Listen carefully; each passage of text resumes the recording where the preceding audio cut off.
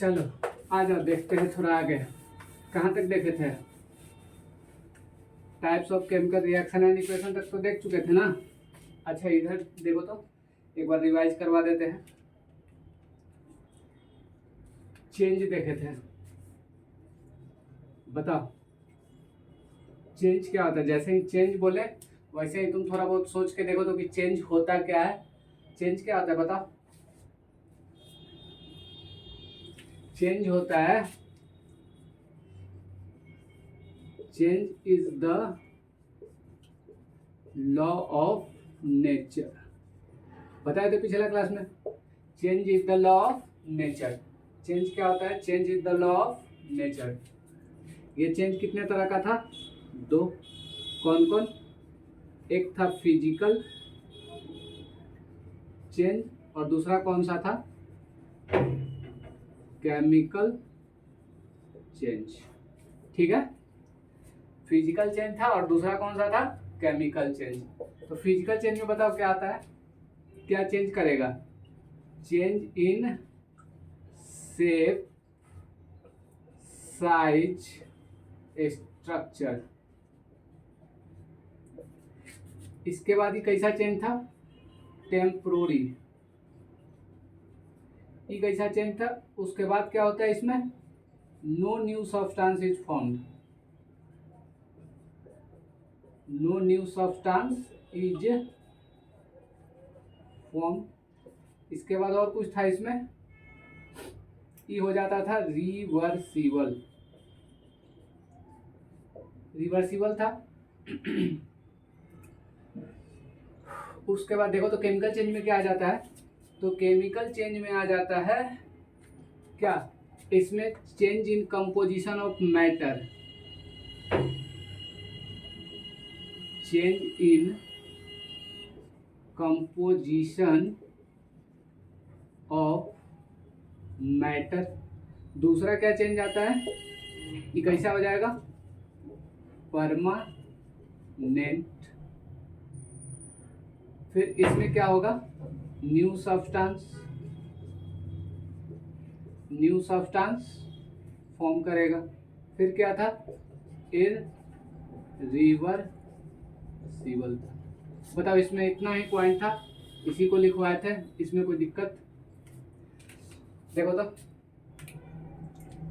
सबसे पहले बताए थे चेंज के बारे में। चेंज क्या होता है? तो change is the law of nature. Change is the law of nature मतलब कोई भी लिविंग थिंग है तो उसमें चेंज आएगा ही आएगा।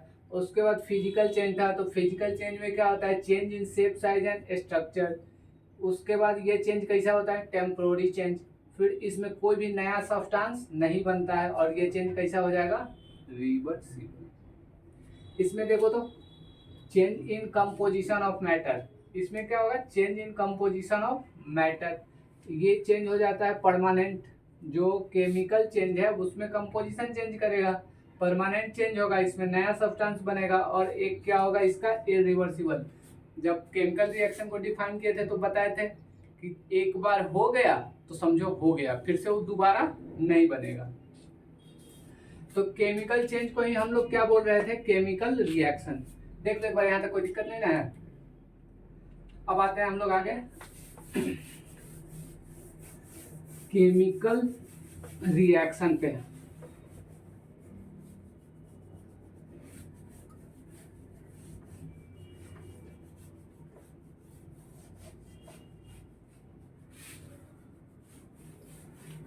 केमिकल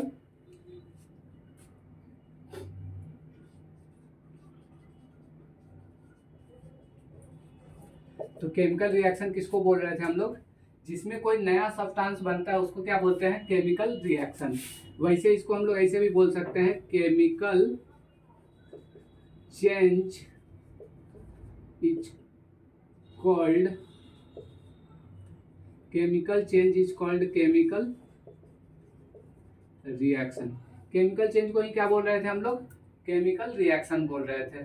केमिकल चेंज को क्या बोल रहे थे? Chemical reaction. चाहे तो इसको हम लोग और अच्छा से डिफाइन कर सकते हैं क्या? व्हेन टू और more than two substance when two or more than two substance reacts and form new substance,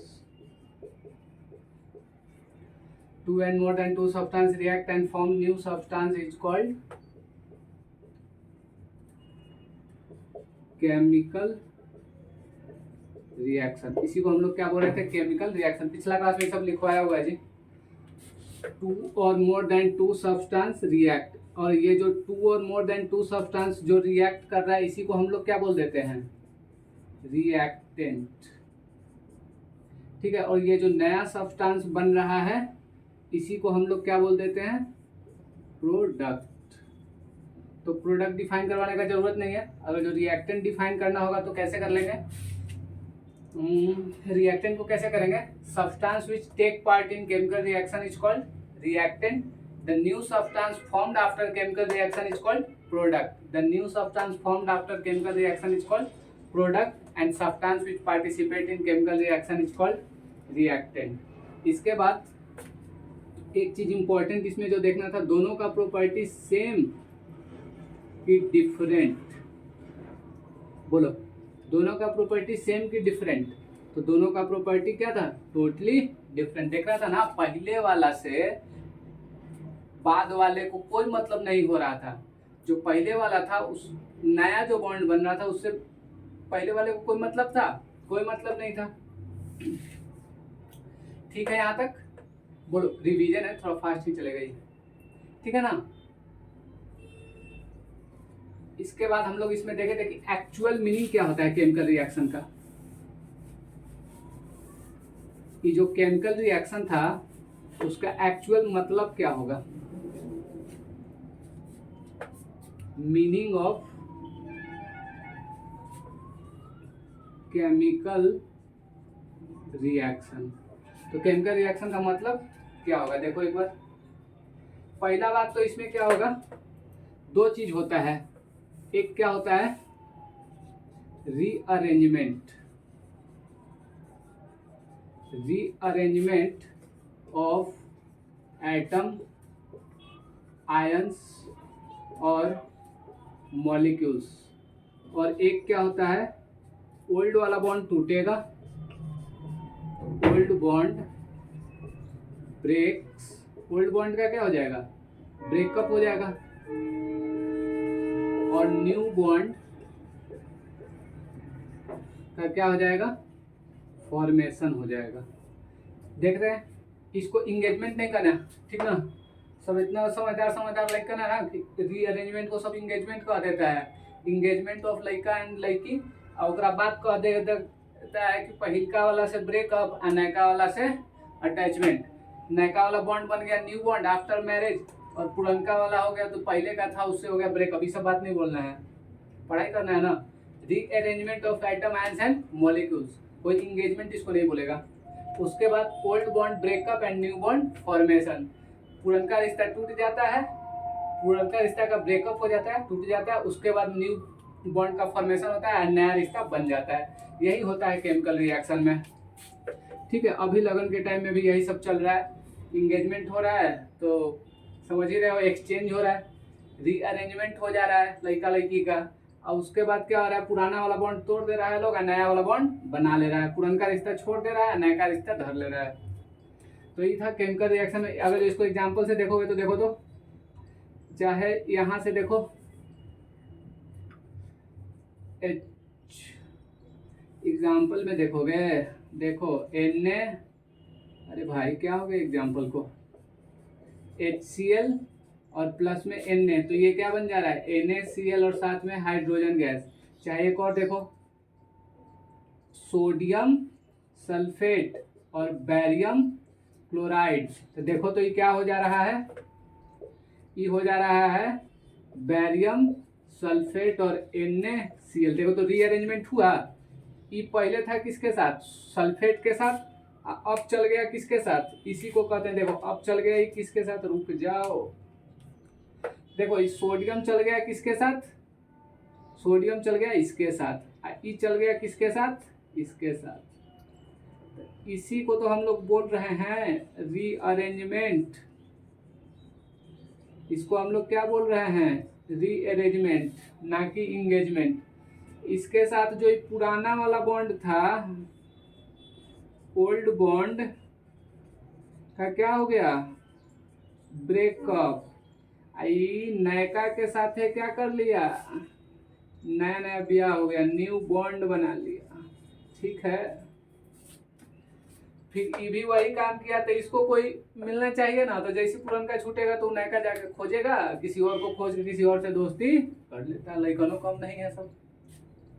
ठीक, इसके बाद हम लोग देख रहे थे यहाँ तक। ठीक है, देखो तो केमिकल रिएक्शन में एक्चुअली होता क्या है, rearrangement of atom and molecules. Chemical reaction में क्या होगा, rearrangement of atom and molecules. Old वाला बॉन्ड ब्रेक करेगा, न्यू बॉन्ड फॉर्म करेगा। इंगेजमेंट कोई नहीं बोलना, एटम एंड मॉलिक्यूल्स का इंगेजमेंट नहीं होता है, रीअरेंजमेंट होता है। ये पुराना बॉन्ड का ब्रेकअप हो जाता है, न्यू बॉन्ड का फॉर्मेशन हो जाता है, मैरिज हो जाता है।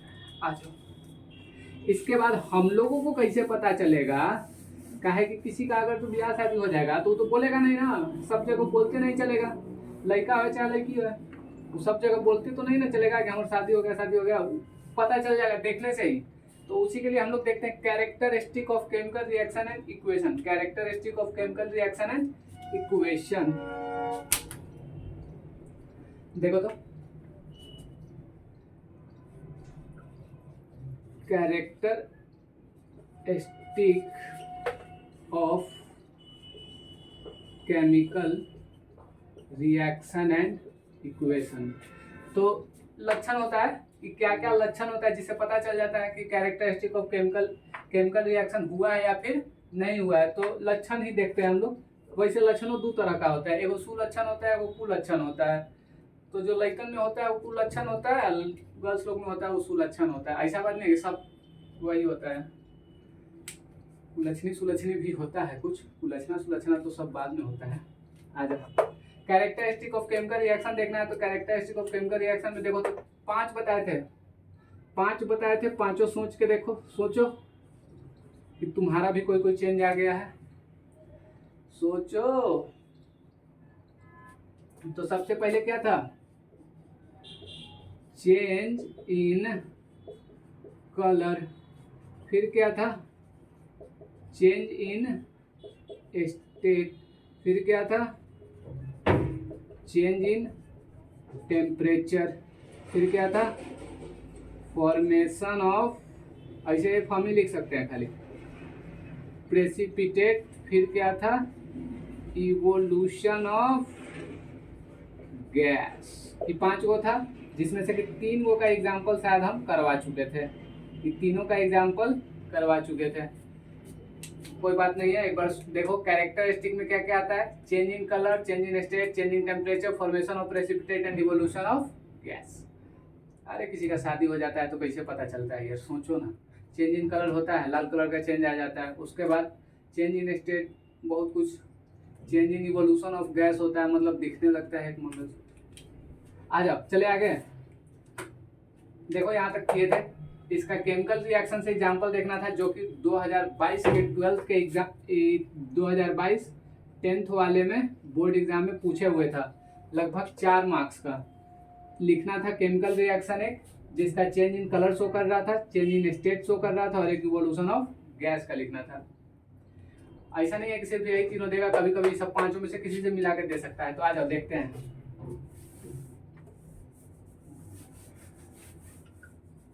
तो change in colour, change in colour में क्या बताए थे, गांव का एकदम शुद्ध शरीफ देहाती लड़का हुआ, वो लड़का का नाम क्या है, आयरन। गांव का शुद्ध शरीफ देहाती लड़का हुआ, वो लड़का का नाम आयरन।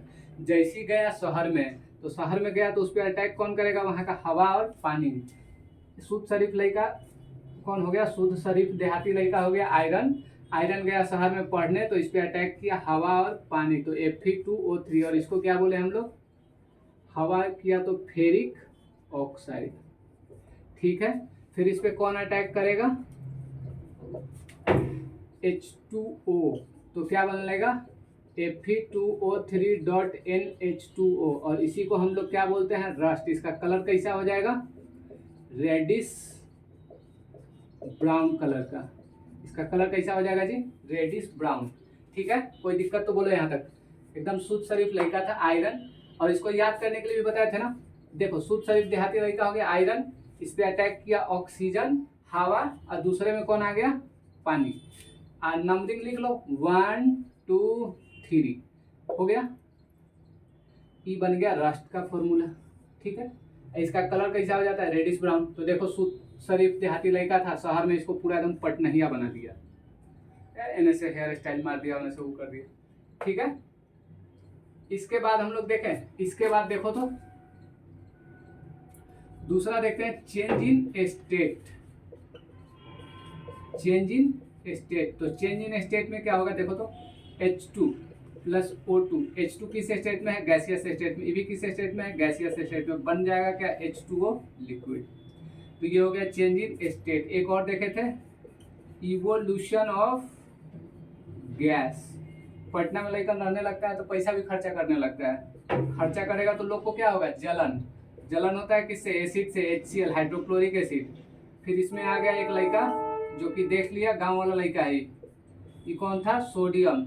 ये क्या बना लेता है NaCl और साथ में hydrogen gas, evolution of gas.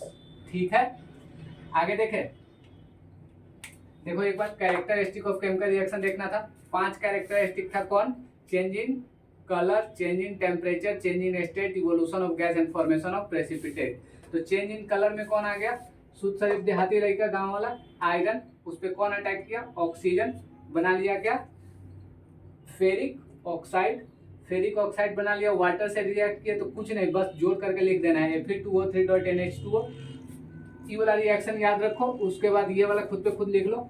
Last में पूछेगा रस्ट का फॉर्मूला तो क्या आता है शुद्ध शरीफ लड़का लिख लो आयरन, ओकरा बाद हवा, फिर पानी, 1 2 3 बस कहानी खत्म। फिर वाटर जो हम लोग पीते हैं, तो हाइड्रोजन और ऑक्सीजन और साथ में कौन आ गया H2O लिक्विड। देखता है गैसियस स्टेट में होता है, वाटर किस स्टेट में होता है लिक्विड। फिर इवोल्यूशन ऑफ गैस में हाइड्रोक्लोरिक एसिड और साथ में सोडियम, तो क्या बना लिया सोडियम क्लोराइड और साथ में हाइड्रोजन। ठीक है यहाँ तक, अब आ जाओ। अब यहां से आगे देखो तो चेंज इन टेम्परेचर था और दूसरा कौन था इवोल्यूशन ऑफ गैस, नहीं चेंज इन टेम्परेचर और फॉर्मेशन ऑफ प्रेसिपिटेट। तो चेंज इन टेम्परेचर में कोई ले लो, मान लो CO2 को ही ब्रेक किया। अच्छा अच्छा अच्छा अच्छा, ये कौन हो गया चौथा चेंज इन टेम्परेचर। तो CO2 है, इसको जब ब्रेक करेंगे तो क्या बन जाएगा, इसमें क्या आता है change in temperature. 5th number देखो तो कोई भी डिकम्पोजिशन रिएक्शन लिख देना। डिकम्पोजिशन रिएक्शन का मतलब होता है डाइवोर्स। डिकम्पोजिशन रिएक्शन का मतलब होता है डाइवोर्स। जब हम लोग केमिकल रिएक्शन पढ़ेंगे, टाइप्स ऑफ केमिकल रिएक्शन पढ़ेंगे तो वहां देखेंगे फॉर्मेशन ऑफ PPT। तो फॉर्मेशन ऑफ PPT का मतलब देखो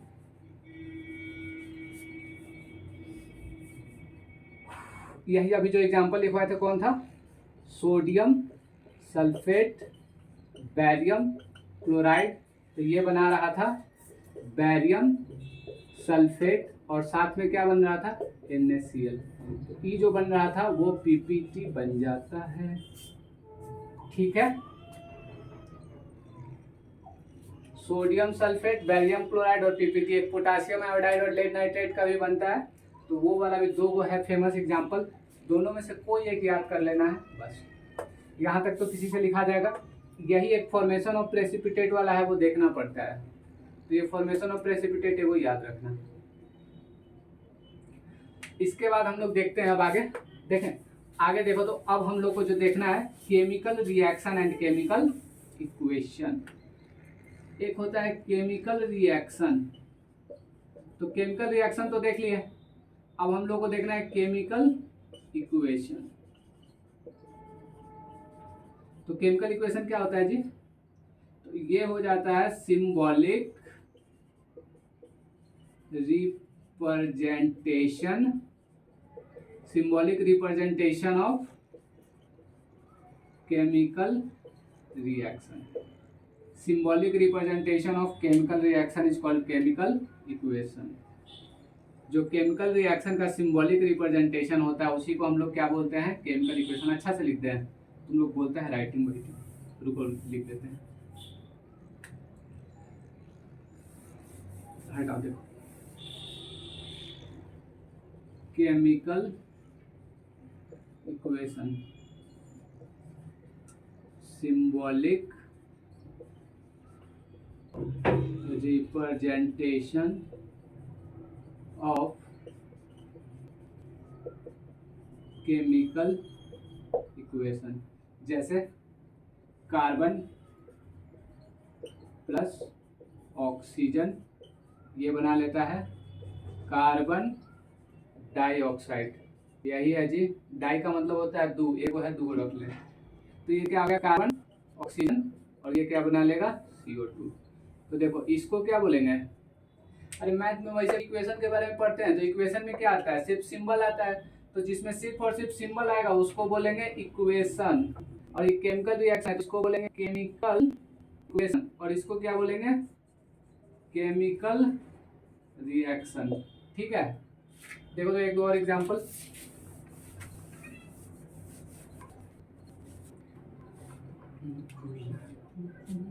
एक और देखो तो यहाँ पे मान लो ये कौन है,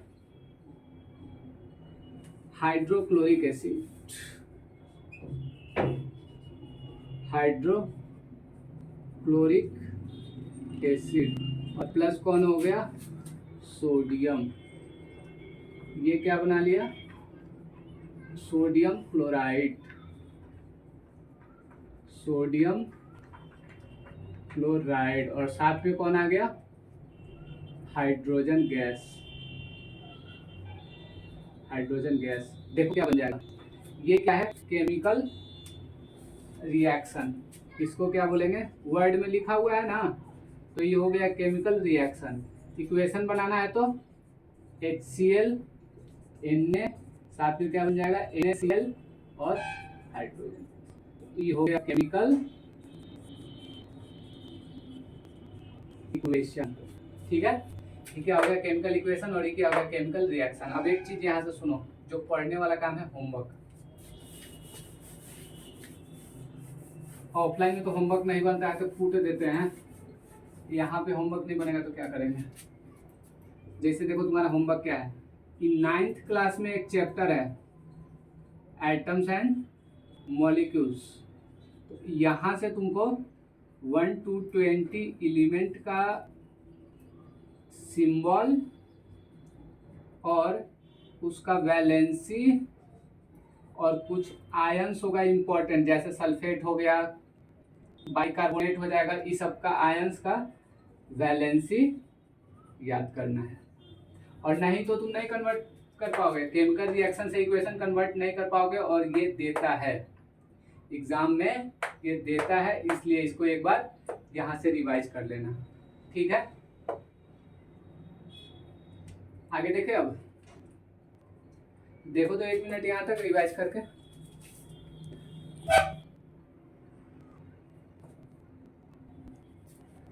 देखते हैं आगे।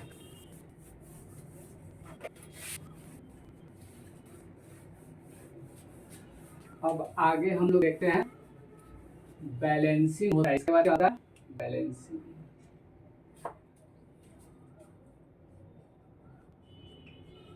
Balancing of chemical equation. सबसे पहला बात कि बैलेंसिंग होता किस प्रिंसिपल के बेसिस पे है, बताओ। Principal on which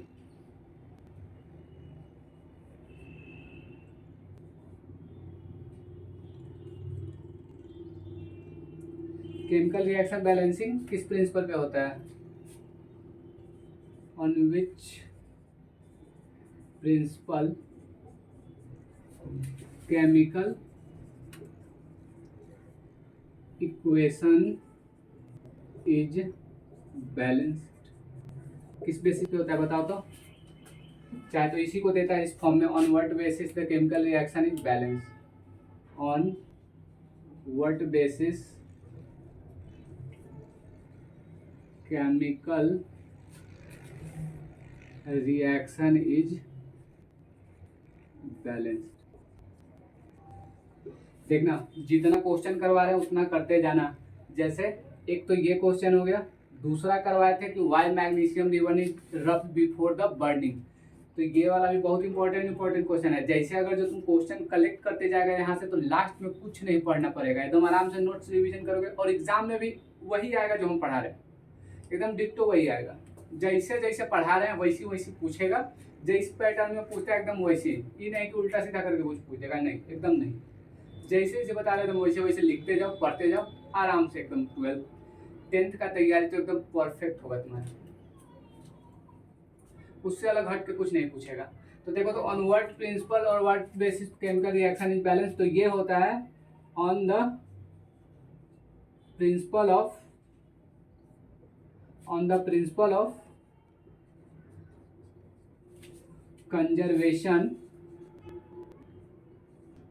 conservation of मास।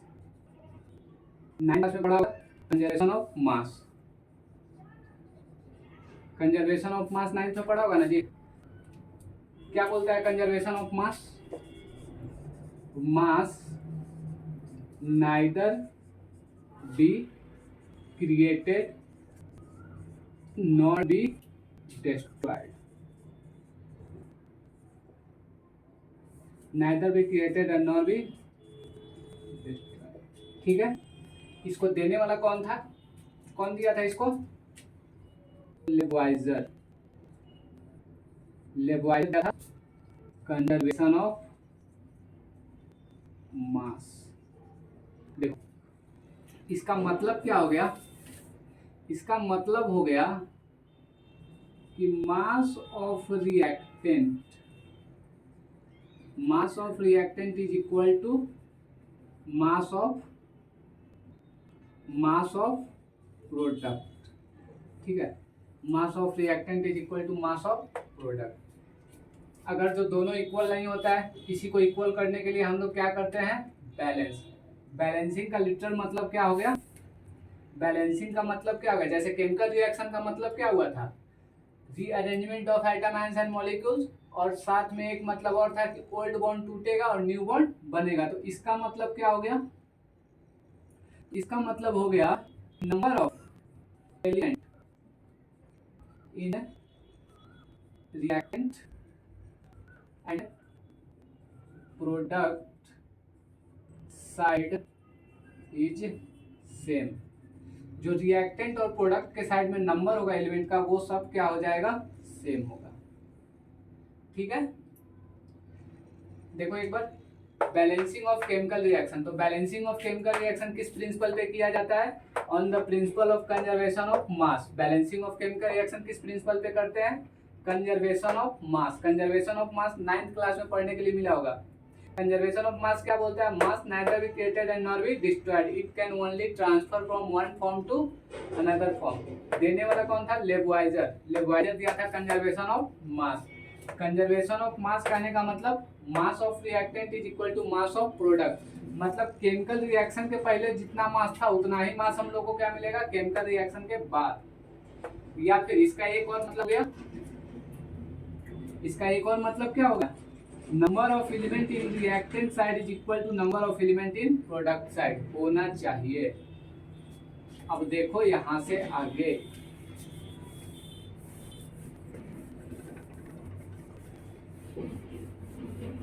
जैसे देखो तो H2 है, O2 है, क्या बना लिया? H2O। तो नंबर ऑफ एलिमेंट देखो तो रिएक्टेंट साइड, और इधर आ जाते हैं प्रोडक्ट साइड। रिएक्टेंट साइड में हाइड्रोजन है, ऑक्सीजन है, इधर भी क्या है? हाइड्रोजन ऑक्सीजन है। केमिकल रिएक्शन हुआ है ना, तो सिर्फ क्या हुआ होगा? इन दोनों का रीअरेंजमेंट। ये दोनों, ये वाला ओल्ड वाला बॉन्ड टूटा और नया बॉन्ड दोनों आपस में बना लिया। तो इधर हाइड्रोजन का नंबर कितना है? 2। इधर ऑक्सीजन का नंबर कितना है? 2। इसका इधर हाइड्रोजन का नंबर 2 और इधर ऑक्सीजन का नंबर 1। तो ये तो बराबर हो गया। According to balancing of chemical equation क्या बोलता है? According to conservation of mass, according to conservation of mass क्या होता है? Number of element in reactant side equal होना चाहिए किससे? Number of element in product side, ठीक है।